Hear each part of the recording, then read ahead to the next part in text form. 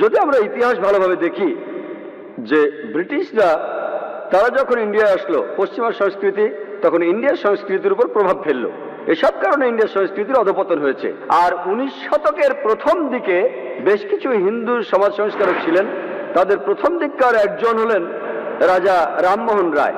তিনি বাংলায় জন্মেছিলেন 1772 সালে। তিনি শিখেছিলেন ইংলিশ, আরবি আর ফার্সি। তিনি একটা বই লিখেছিলেন 1803 সালে, যেখানে মূর্তি পূজার বিরুদ্ধে কথা বলা হয়েছে। তিনি উপনিষদের দর্শনগুলো বিশ্বাস করতেন। তিনি উপনিষদের কথাগুলো বিশ্বাস করতেন। তিনি বলতেন মহান স্রষ্টা একজনই, স্রষ্টার প্রতিমূর্তি নেই। তিনি মূর্তি পূজার বিরুদ্ধে বলেছেন, আর বলেছেন মহান স্রষ্টা অবতার হয়ে আসেন না, স্রষ্টা মানুষ হয়ে জন্মাতে পারেন না। বর্ণ প্রথার বিরুদ্ধে বলেছেন। যখন তিনি তার ট্রাস্ট বানালেন, অর্থাৎ ব্রাহ্ম সমাজ, তিনি তার ট্রাস্টে উল্লেখ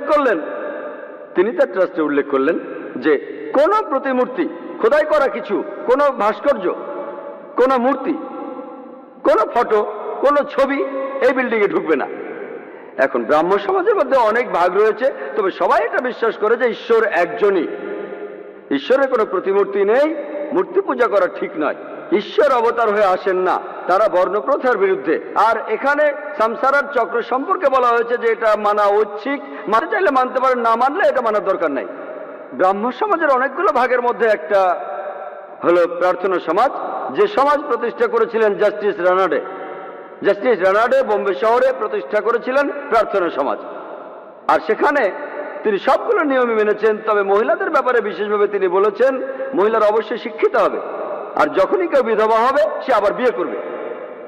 আরেক বিখ্যাত সমাজ সংস্কারক আমাদের দেশের হলেন স্বামী দয়ানন্দ সরস্বতী। তিনি আর্য সমাজ প্রতিষ্ঠা করেছিলেন 1875 সালে। তিনি কঠোরভাবে বেদ মানতেন। তিনি বলেন হিন্দুদের শুধুমাত্র বেদকেই মেনে চলা উচিত। বিশেষভাবে বলেছেন যে ঈশ্বর একজন, স্রষ্টার কোনো প্রতিমূর্তি নেই। তিনি মূর্তি পূজার বিরুদ্ধে বলেছেন। তিনি বলেছেন মহান স্রষ্টা অবতার হয়ে আসেন না। আরেকজন বিখ্যাত সংস্কারক আপনারা সবাই জানেন স্বামী বিবেকানন্দ। তিনি রামকৃষ্ণ মিশন প্রতিষ্ঠা করেন।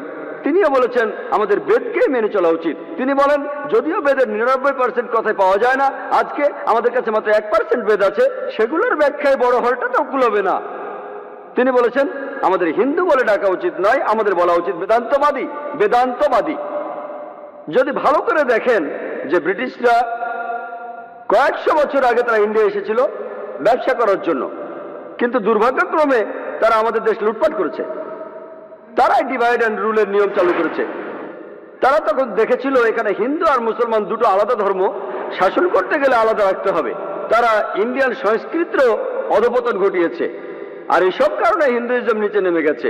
এজন্যই 19 শতকের প্রথম দিকে আমরা অনেক হিন্দু সমাজ সংস্কারককে দেখতে পাই, যেমন রাজা রামমোহন রায়, জাস্টিস রানাডে। আমি এখানে যেসব কথা বলেছি সব কথা এই পণ্ডিত লোকেরা বলে গিয়েছেন। আমি বিভিন্ন ধর্মের উপর একজন ছাত্র মাত্র। আমি হিন্দুইজম নিয়ে যেসব কথা বলেছি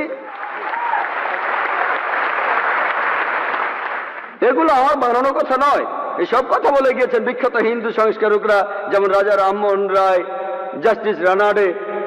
আমি বিভিন্ন ধর্মের একজন ছাত্র হিসেবে আপনাদের কথাগুলো বললাম। আমি কি করেছি, তারা যা বলেছেন ধর্মগ্রন্থ থেকে আমি সেই কথাগুলোই বলেছি, হিন্দু ধর্মগ্রন্থ থেকে রেফারেন্স দিয়ে বলেছি। আমি বেশি যেটা করেছি সেটা রেফারেন্স দিয়েছি, আর কিছু না। আর হিন্দুইজম সম্পর্কে আমি যেসব কথাগুলো বললাম এগুলো তো আমি সবসময় বেদ থেকে আর অন্যান্য ধর্মগ্রন্থ থেকে উদ্ধৃতি দিয়েছি।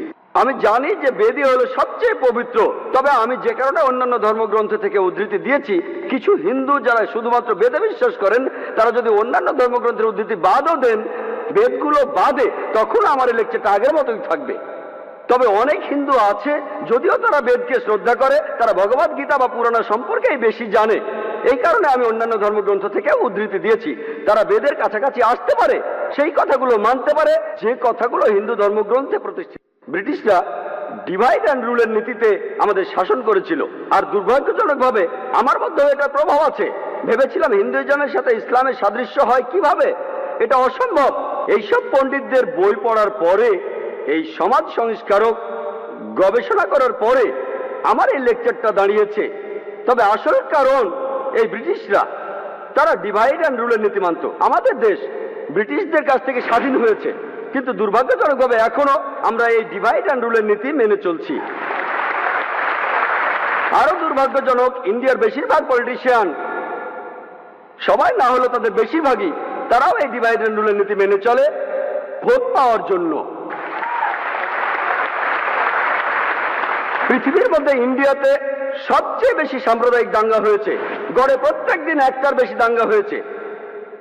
যদি এই দাঙ্গাগুলোর পেছনের কারণ দেখেন, প্রায় সবগুলো দাঙ্গায় বাঁধিয়েছে পলিটিশিয়ানরা তাদের ভোট ব্যাংকের জন্য।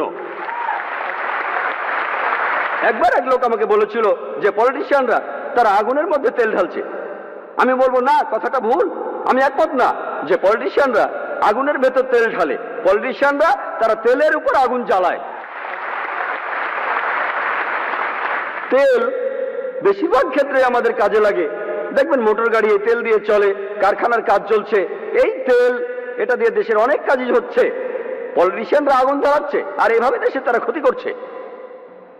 গত মাসে টাইমস অফ ইন্ডিয়াতে একটা খবর ছাপা হয়েছিল, লেখা ছিল যে জাপানের কথা অনুযায়ী আগামী 20 বছরের মধ্যে ইন্ডিয়া পৃথিবীর একটা সুপার পাওয়ার হবে। আমরা জানি ব্রিটিশরা ইন্ডিয়ায় আসার আগে ইন্ডিয়া একটা সুপার পাওয়ারই ছিল।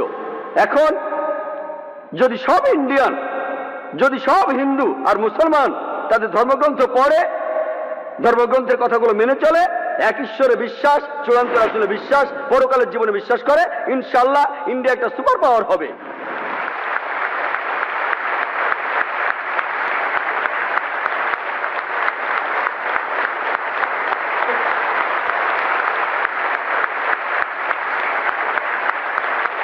যদি ইন্ডিয়ার হিন্দু আর মুসলমানরা তাদের ধর্মগ্রন্থগুলো পড়ে সেগুলো মেনে চলে, আমরা আমেরিকার চাইতে বড় সুপার পাওয়ার হব। আমেরিকা আর ইউরোপীয় দেশের চাইতে বড় হবে ইনশাআল্লাহ।